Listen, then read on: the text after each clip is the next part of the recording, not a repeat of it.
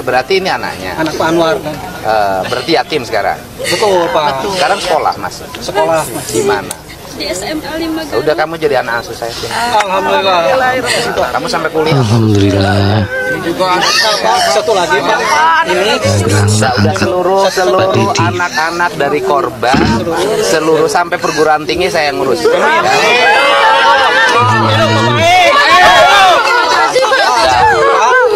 Dan nanti saya menyampaikan satu keluarga saya menyampaikan 50 juta ya. Ya. Alhamdulillah Pak Dedi sudah membantu. Ada berapa sih semuanya kan? Semuanya sudah Pak. Yang satu, yang 5 dari yang 6 dari Cibalong. Ya. Yang satu dari Singajaya. Ya udah. Yang 2 dari Pamengkok Pak. Ya nanti saya sampaikan uangnya hari ini ke keluarganya masing-masing ya.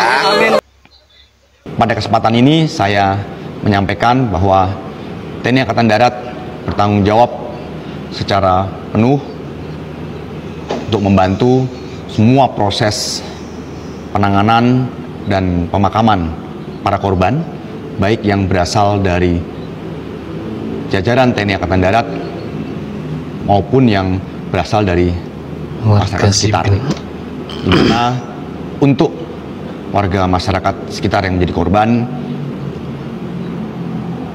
jajaran Kodam 3 Siliwangi, Korem 062 Tarumanegara dan juga Kodim Garut akan membantu semua proses pemakaman sampai dengan selesai. Sampaikan tentunya yang pertama adalah rasa bela sungkawa ya, tanggung jawab sebagai seorang kepala daerah yang meninggal itu meninggalkan anak, meninggalkan istri, sehingga yang pertama untuk anak-anaknya yang belum menikah itu menjadi tanggung jawab gubernur. Mereka pendidikannya, kehidupan kesehariannya, biar kami yang mengambil alih tanggung jawab itu. Kemudian untuk keluarga korbannya ya tadi ada rasa empati dari Pemprov Jabar untuk disampaikan kepada keluarganya untuk biaya pemulasaraan jenazah dan untuk kegiatan-kegiatan ritual yang biasa dilakukan dalam sebuah keluarga ketika ada yang meninggal dunia. Kita tadi sudah sampaikan nilainya per orangnya berapa. Nah itu langkah-langkah yang kita berikan saat ini.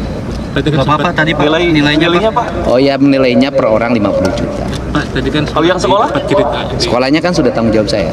Biaya pendidikannya sampai kuliah. Tadi kan sempat. Teruntuk Kang Deddy Mulyadi, Gubernur Jawa Barat. Aduh Kang, jadi pemimpin tuh jangan kelihatan bener-bener banget lah Kang. Kan tahu sendiri orang baik itu nanti ada yang nggak seneng. Udah sama programnya keren-keren. Ini lagi pakai kasih santunan ke korban peledakan amunisi di Garut, Jawa Barat. Sampai 50 juta per keluarga. Terus anak-anaknya dibiayain sampai lulus kuliah. Ditambah ada anak salah satu korban yang diangkat jadi anak. Bukan apa-apa. Kan jadi kebongkar tuh kalau pemimpin sebenarnya bisa tuh bantu rakyatnya sampai akar-akarnya. Asalkan bersih itu pemimpin. Udahlah Kang, pelan-pelan.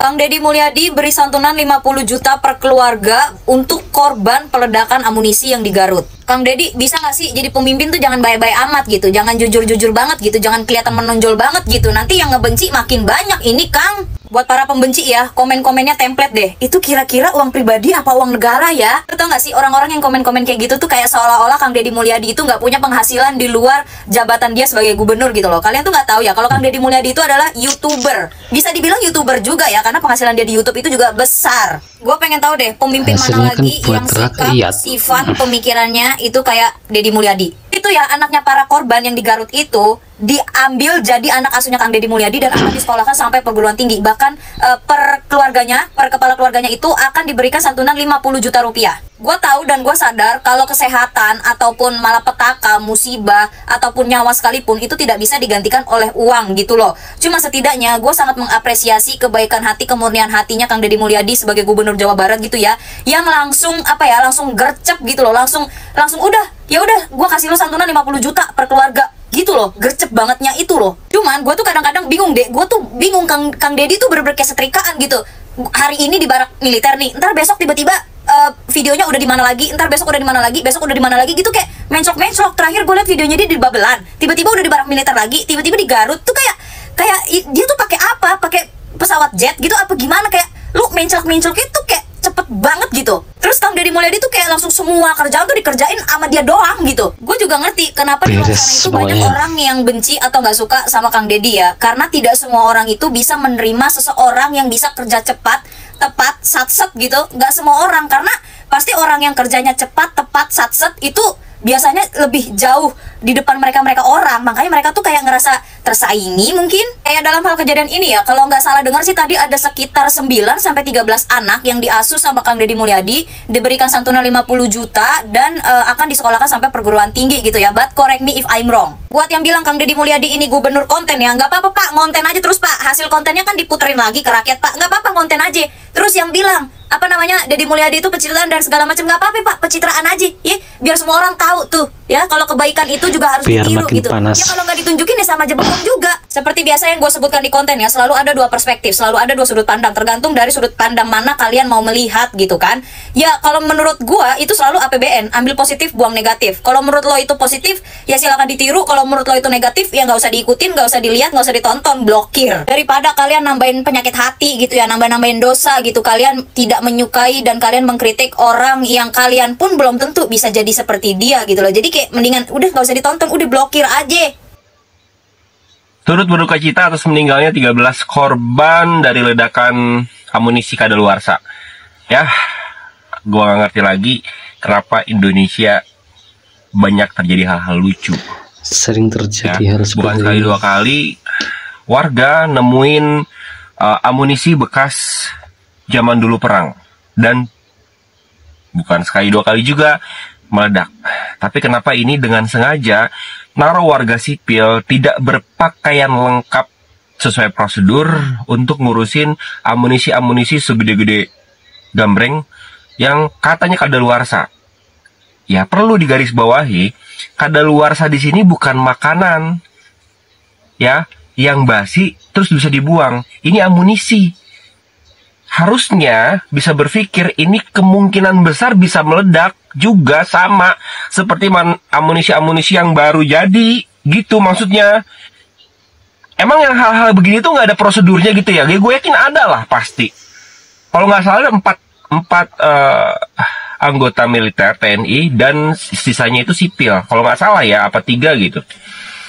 Banyak banget ini korban kayak gini mati sia-sia cuman gara-gara hal-hal yang harusnya dilakukan oleh profesional menurut gua. Jangan mengatasnamakan kadaluarsa gitu loh maksudnya, ngerti gak sih? Ada-ada aja deh pokoknya kelakuan orang Indonesia ini, kayak yang hal-hal yang bahaya kayak gini masa nggak ada prosedurnya gitu loh maksudnya. Ya pokoknya mudah-mudahan keluarga yang ditinggalkan diberi ketabahan. Kang Deddy Mulyadi udah menuju lokasi rumah duka untuk memberikan santunan dan dukungan moral.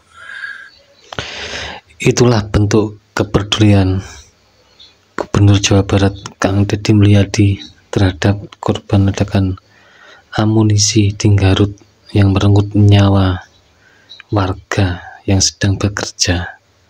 Korban 13, yang 4 itu anggota TNI, yang 9 kalau nggak salah warga sipil.